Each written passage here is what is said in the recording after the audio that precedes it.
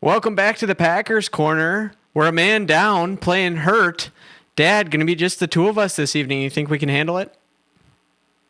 I can be Schmitty's alter ego if need be. The old number 81 from the Lodi Night Trains, the old kick returner. The old Blue Devils. Way back 2012, whatever he was, 2011. Yeah, well, if you need to pop your shirt off in between, transformations here, we'll oblige you that. And we're going to break down Packers Vikings, of course. I was boots on the ground with my Vikings fan wife, Joe, and we had a good time. I think I got the better of this one, but we got to play them at the bank before too long too, so we won't get cocky just yet. We'll break that down and look forward ahead to the Lions matchup on Thanksgiving here. See you on the other side, Dad. Winning isn't everything, but it's the only thing. In our business, there is no second place. Either you're first or you're last. It was named after Vince Lombardi. You play in Green Bay. As important as it is to any other team, it means more to us. When he walked into the meeting, he looked us right in the eye. He said, "Gentlemen, we're going to relentlessly chase perfection." My first thought was, on any play with my arm strength, I may not let anybody know this, but my first thought was home run. On every play. On every play.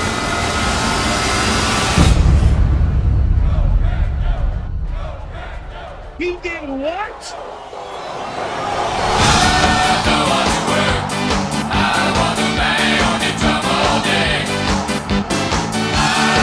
Fires into the end zone. Caught! Touchdown! No! Dad, we got it done against the Minnesota Vikings. We got to be happy about that. We're sitting in the playoffs. We're in the picture here, down to the Chicago Bears, but we're not too far out of the number one overall seed. So, given all that, are you feeling a little bit more rosy about Coach LaFleur than maybe a couple weeks ago? The answer is no, but I'm not going to start that way. There's plenty of positive. No, I'm not. We got to stop playing small ball. We can get into that in a minute. But I'll give him positives. We had the Big 12, the big, 12 alignment where we got 6 offensive linemen. In essence, putting an offensive lineman in for a second tight end, Mr. Kennard, I believe it is. And we substituted Mr. Belton, our own Ant-Man, which should we start calling him the Ant-Man, Anthony Belton? Instead of the Schmitty, I need to be Schmitty here, but thank goodness we don't have a number one draft pick this year. We just don't know how to do it. We can't pick that pick, but luckily we got Micah Parsons, so we don't have to worry about number one draft picks. Jordan Morgan, oh my gosh. Now, I said it was going to be positive. What's happening to me? Yes. Don't spiral. It's too early. Should have been the defensive back from Iowa. Cooper DeJean, and that's obviously evident in such a huge way now that Jordan Morgan can't even crack the starting lineup. That's clearly a player we could have gotten in the second or third round. You don't draft Javon Bullard in the second round, then, and you get your DB Edrin Cooper in the first round. Anyway, positives: we gash him in the run game, Mr. Halfley. All kinds of kudos to you. Run blitz. Do not let them complete short passes. The running game started off pretty good, but they shut it down. Here's an example of it here. They made the adjustments and got it shut down, and then they pinned their ears back and went after the quarterback. We're going to talk about how closely that game hinged on one big play, and if that play didn't happen, maybe we're not able to pin our ears back and that game goes right down to the wire. But right now, the season's ahead of us. We're at a point where we need a signature win now. We had a couple to start the season. That's a long time in the rearview mirror. The time has come for a signature win or two, and it's right before us with Thanksgiving staring us straight in the eyes. Well, do you think we won't get ahead of ourselves too much because we'll break this down? I want to talk about the game of last week here first, but is beating the Lions still a signature win? They're sitting outside the playoff picture as we sit here today. I know it's tightly contested, but would that qualify for you? Well, the way we beat them to start the season in convincing fashion certainly was a signature win at that time. It's so far, and as we always know, when you get on towards Thanksgiving, what happened at the beginning of the year is almost another season away. But we put ourselves in position now to go into Ford Field and truly have a signature type win. And that's what lies before us. We talked about this a little bit, Griff. Last year we were in the similar position. We were 9-3, and we had everything right in front of us, and we stubbed our toe. We lose to the Lions, we lose to the Vikings, and Sam Darnold, makes us look silly in that game, and I shouldn't say silly. It came down to Edgerrin Cooper being called offside on a kick. But anyway, we didn't have to worry about that this week. Then we lose to the Vikings. So here we are, all right in front of us. Fair enough. Well, back to this game that we got on the screen here. We just saw the consequential play I think you were referring to. The punt muff, which was really unlucky that their return man didn't do that much wrong. He just got on the wrong end of a kick that had some backspin. That would have been a heck of a pitching wedge there from the Vikings punter. And so, they would have had the ball pinned down on their own side of the field, but instead we end up with it on the doorstep and score to go ahead and make things 17-6 there. So certainly, we might have seen a different game. The wheels kind of fell off for J.J. McCarthy after that when they got down and had to throw the ball, and we cut Micah Parsons loose. But do you think that's probably pretty tight, and maybe J.J. doesn't throw up on himself quite as much as he did if it weren't for that play? No question about it, Griff. You think in that first half, KOC eschews the almost gimme field goal and goes for it on fourth down, gets stopped. That's a 10-9 game at halftime. At the time of that punt that was deflected off the Vikings returner, the score would have been 10-9. The Vikings get the ball, probably goes in the end zone out to the 20-yard line. They go to the running game, make a methodical march down the field, make it 12-10, and we're right in a nail-biter right to the end of the game. We don't get to pin our ears back. It's the same scenario as Cleveland and Carolina. And KOC doesn't have to call the risky game. As the way it turns out, that we get the deflection, we go and score the touchdown, 17-6. KOC tries to go to the passing game. We get the sack right away, back inside the 5-yard line, and it's on. It's over. And now we're able to play the way we are. And this is what I'm talking about with Matt LaFleur. I held off all this time. And now Mr. LaFleur is going to get an earful because we have got to stop playing small ball. And I hear all the pundits. I hear Mark Tauscher defending this. I hear some of the Milwaukee, Chewy and Gabe and Jen morning show, and they're being apologists. I hear the Pack-A-Day podcast guy being an apologist for this strategy. This is not championship football. If we were playing a team with a real NFL quarterback, we're setting ourselves up for that to be a nail biter right at the end. You know what our identity is, Griff? Well, to play devil's advocate real quickly, we weren't playing a team with an NFL caliber quarterback. No. Do you think that's a calculate? We got an injured quarterback. Do you think we take the foot off the gas there saying, they aren't going to score. We can just grind the clock out. To put into context how vanilla things were, you're just watching that highlight reel. They just skipped from 4 minutes left in the third quarter to the end of the game. They didn't even have a highlight for the whole fourth quarter. But do you think that's calculated at all? I don't quite follow you. Well, I'm saying we know we don't have a real NFL quarterback on the other side of the ball. All we have to do is run some clock and punt it a few times and the game's over. Do you think that explains how soft we got on and conservative on the offensive side of the ball? At some point in the game, maybe. But no, when it's 7-3 and we go down and Jordan Love rips the ball over the middle to, I believe, Mr. Dobbs down inside the 20-yard line, and then we run 3 times and kick a field goal to make it 10-3, that's not winning football. There's a statistic called EPA that you are aware of, expected points added, and we are the possessor of the number 1 quarterback in EPA per dropback. Every time he throws a ball, the expected points that we're gaining goes up more than any other player in the NFL. And I'm going to develop a new statistic for Mr. LaFleur, the coach.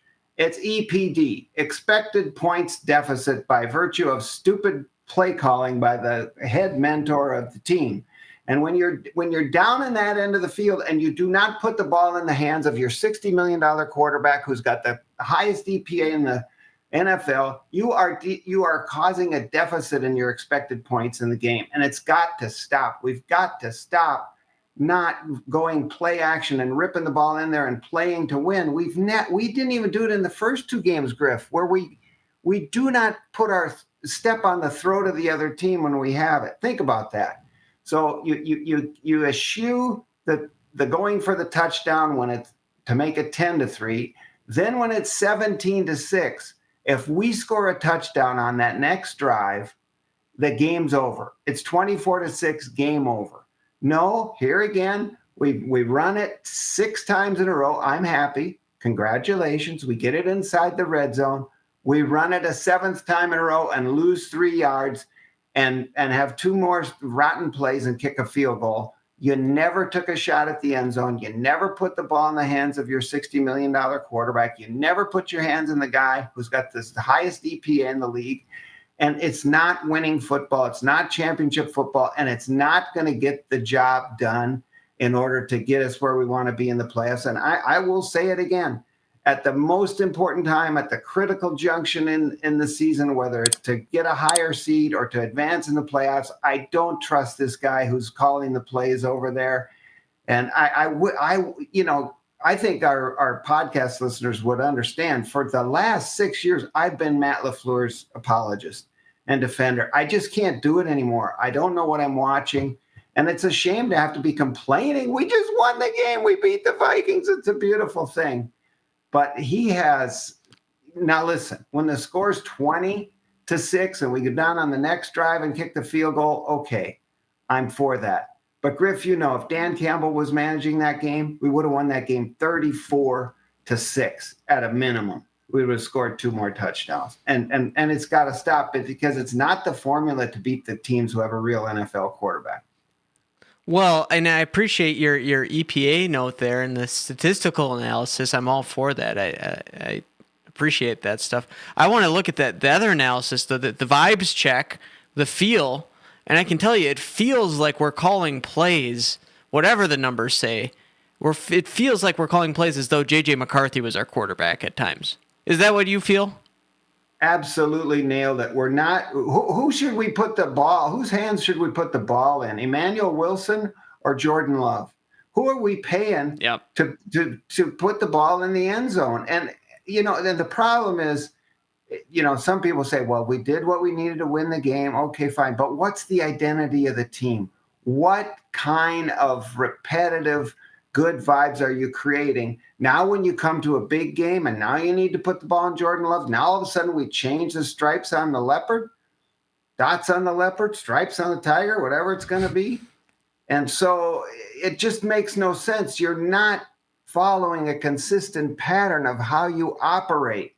And, I figured this out. I understand now why Matt LaFleur kept Joe Barry Carroll, as I like to call him. It was the worrywart defense. Joe Barry Carroll was so nervous. He had the safeties playing way back in Escanaba, Michigan, when we were defending the North Goal at Lambeau Field. And Matt LaFleur's become the worrywart offensive coordinator. Good Lord. He's just a nervous Nelly. I don't know what he's thinking. I understand Jordan Love had a bad shoulder, but you know what? You had to put him in harm's way to make some 3rd down throws. Why not rip it in there when you get in the red zone? And Griff, tell me this. What's riskier for the quarterback, to go play action on 1st down or to have to throw on 3rd and 5? It just makes no sense at all. The man is out of his mind. He cannot manage a game when the live bullets are flying. I've seen it time after time after time. And I hope he makes me eat my hat, but I don't see it. All of a sudden he's going to change late in the season. I don't know. I hope so. Maybe. I'd also like to see a package for Malik Willis in the Wildcat formation. Throw something different at him. Maybe he'll come out and do all this against the Lions. Do you think so? Do you really think so? Or are we just going to see I don't know that I'm with you on that. Woody Hayes. Oh, well, if we're talking about expected points added in your new statistic, the deficit there.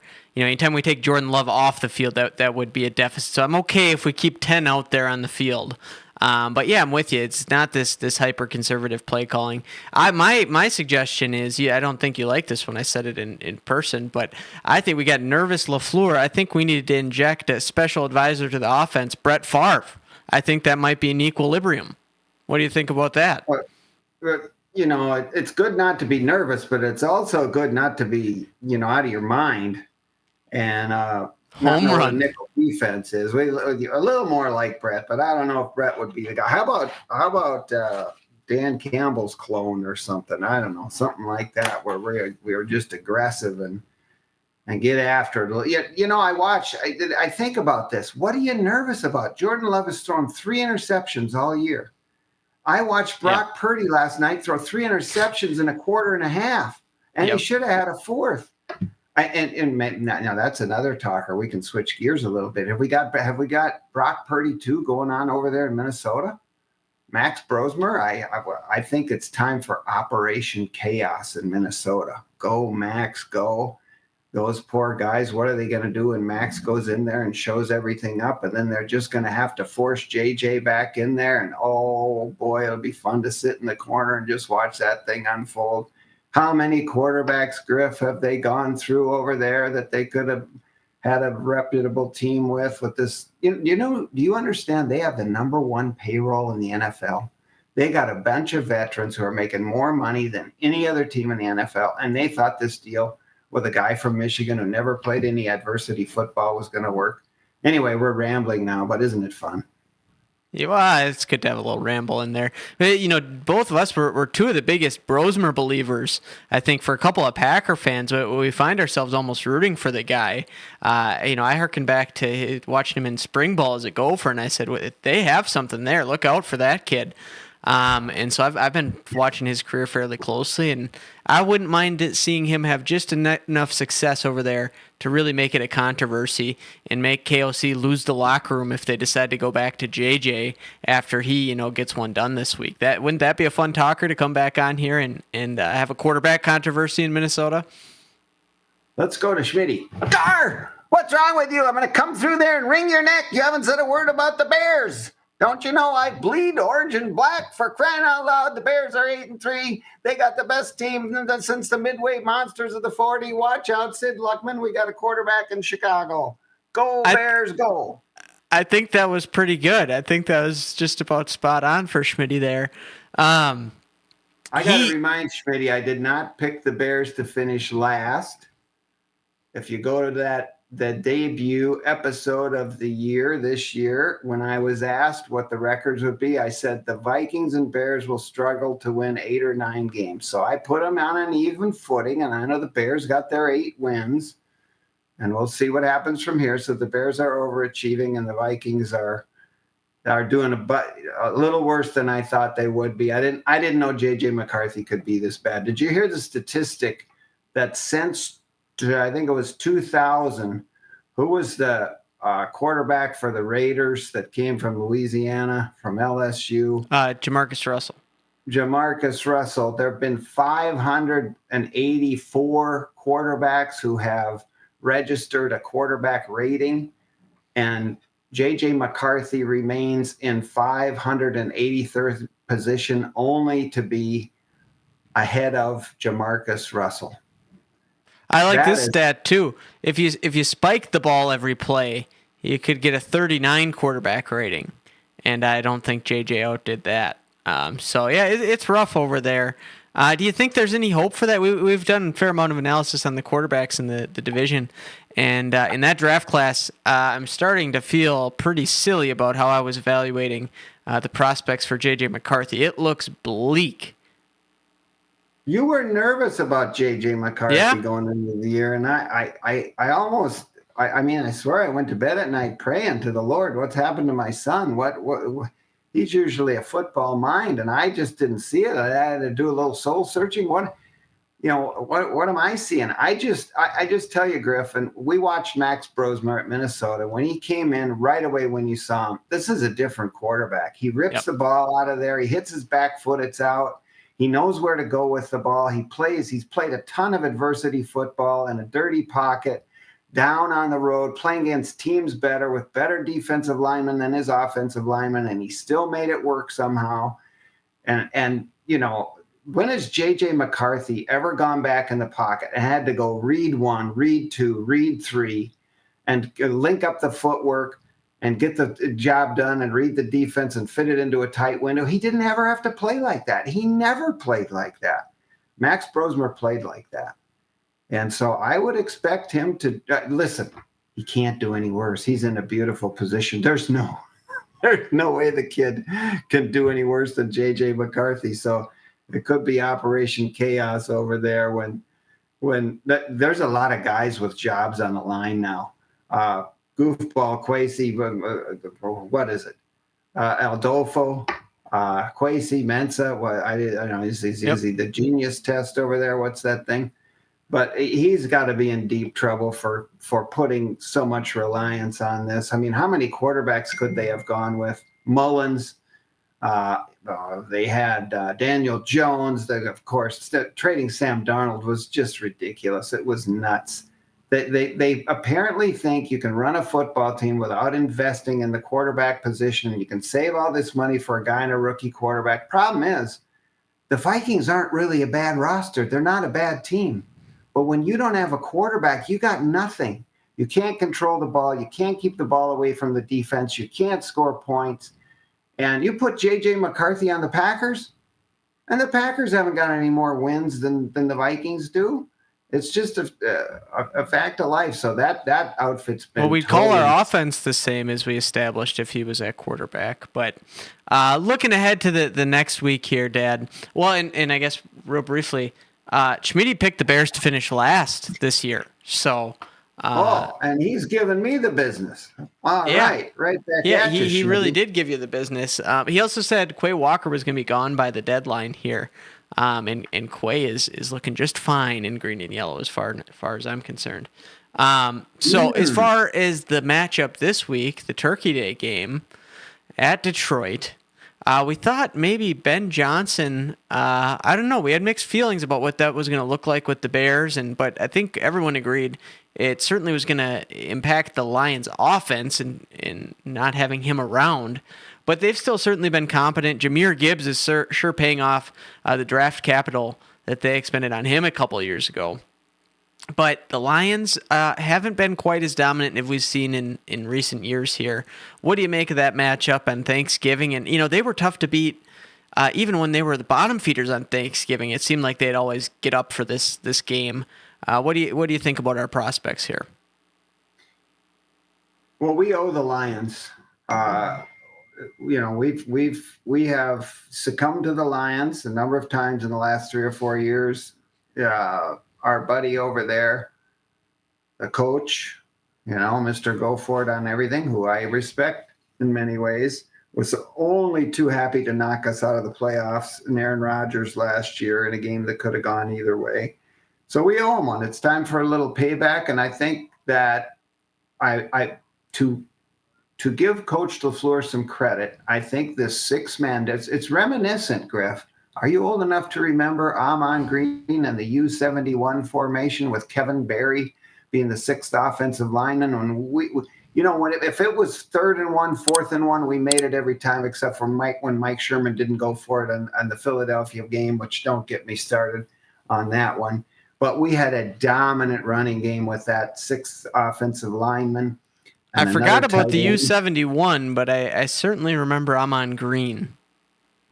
Kevin Berry, I believe, was 71, and now our Ant-Man is 71. And so we've got Kennard is our 6th lineman who comes in as a 2nd tight end.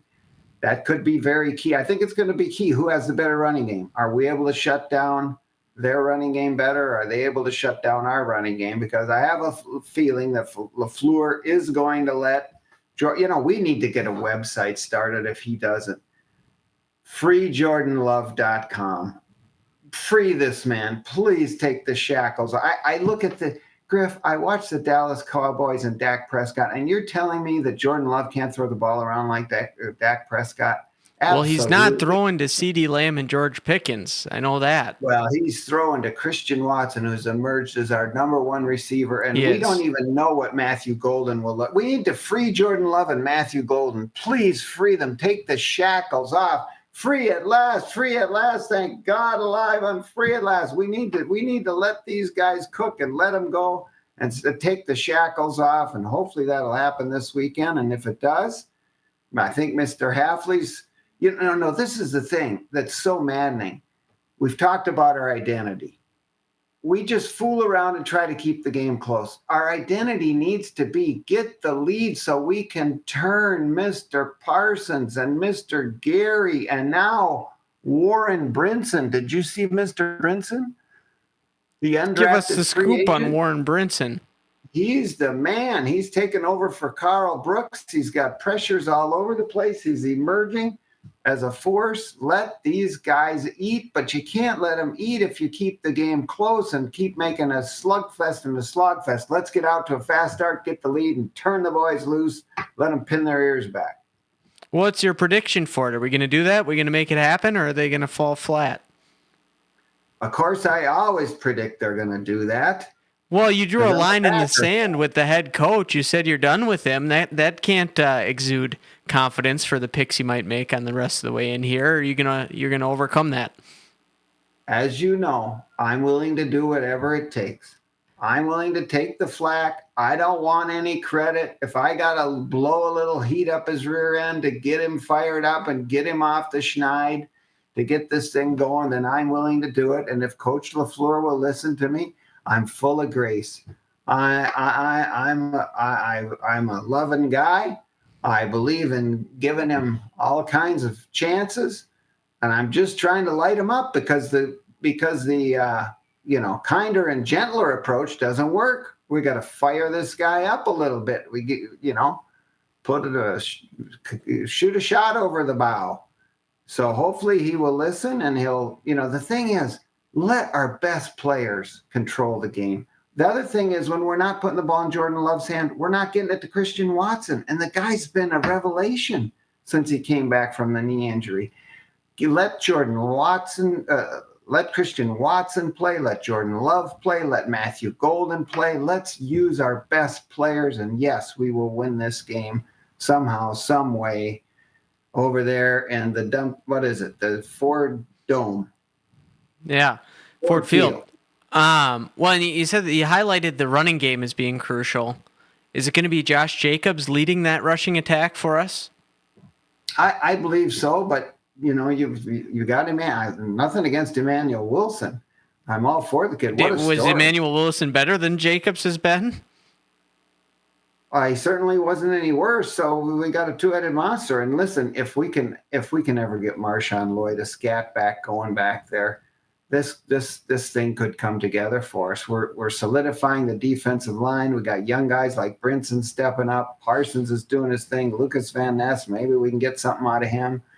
And then if you can get Marshawn Lloyd and all of a sudden have a dimension of a guy who can take it all the way and can, make something out of nothing with his speed, all of a sudden this team could look like something. But hopefully Coach LaFleur lets Jordan Love cook. And then the running game will be, the other thing, Coach, it's a thing. It's allowed. It's been done before to pass to set up the run. Pass to set up the run. How about it? Think about it. I'm in. I like it. I don't know if it's going to happen. I'm nervous about what I've seen. We got the quarterback handing off on his left side or on his right side with his right hand. He's hurt out there. They aren't letting him cook, to your point. I think it might take more of a wake-up call before they make any serious adjustments. And so for that reason, at home, I'm picking the Detroit Lions, which is really going to make things tough for us down the stretch with the playoffs. But I'm hoping we can knock off the Bears a couple times and right the ship and maybe even flirt with one of the top couple seeds. But I think it takes a wake-up. We got to take one step back here to take two steps forward. Because if we beat the Lions with the same sort of a offensive game plan that we just beat the Vikings with, I don't think it's going to serve us well in the long run. So I think we need a wake-up call, and that might be best for everybody. So you said whatever it takes for the boys. Well, I'll take a loss as long as it's a wake-up call. Well, that's good. That bodes well. I do have to give credit for one thing to Mr. LaFleur. You think about it. We need baby steps. We're looking for them. Hey, we lined up properly every play. We didn't cover up the tight end. We didn't have any illegal. That's good. There you go. We even had 6 offensive linemen on the field, and then that could be confusing for the boys. I just think somehow, Griff, this team as a unit, one coach, one team, one heartbeat, one mindset, is at a point where they recognize now we were here last year. This is right where we were last year with everything right in front of us. Everything is possible, including the number 1 seed and everything else. Winning the North is the first thing. The big story on the Packers, the narrative was can't win against the better, higher echelon teams. They've been hearing that all off season. Now they've taken care of the Vikings. They've taken care of the Lions one time. And here it is, the chance to do it again. And I just have a feeling like there is going to be a major focus. And maybe to Matt LaFleur's, and maybe slightly in his defense, he underplayed that game. Just get the victory, and we are focused like a laser beam on this game in Ford Field on Thanksgiving Day. This is kind of a crucible right here for the whole season. It would be a huge marquee statement win that would put the Packers in an elevated position in everybody's eyes across the league. So maybe that's what we're about to see. I sure hope it is. Well, I like it. I'm sure our Packers Corner faithful are going to be missing Schmitty out there. We'll have to get a double dose of Schmitty next week. I don't know. Can you imagine what a double dose of Schmitty would be like on the show? I don't even want to think too hard about it. Do you have a cheese for us for the road here, Dad? What kind of a question is that? I always have a cheese. I think where is it? I just got to there we go. There it is. Well, don't you think it should be a blue cheese, a Honolulu blue cheese? I think this so. This week would be appropriate, and that's what I've got, a little blue cheese here. And we're going to take that to the bank and make it work. If we beat the Lions, I'll rip my shirt off next week, and I'll be Schmitty if somebody has to do it. And we aren't going to need a toaster this week, I don't think at all. And so Schmitty should be safe. I heard he's working like crazy. They got him working to the bone tonight. He can't even break free. Poor lad. Terrible thing. Toaster-free zone tonight and maybe a tarp-free zone next week, as Schmitty would say. For Schmitty. Imagine that. For our faithful, as soon as the podcast is over and we sign off, he puts his shirt on. It's the darndest thing you ever saw. He's cold. I think he gets chilly by the end of the podcast. It's rough on him out there. Well, Dad, fun doing this with you tonight, and I look forward to getting together on Thanksgiving, and we'll give the Packers everything we've got. I know that. We'll be back at it again this time next week. We miss you, Schmitty. We love you, Schmitty. Bring us home. I think. What would Schmitty do here? He would say, "Oh boy, we're going into Ford Field. It's a tunnel of horrors for us. We haven't done well there, but the Packers are going to win, 30-17." I love it. Signing off.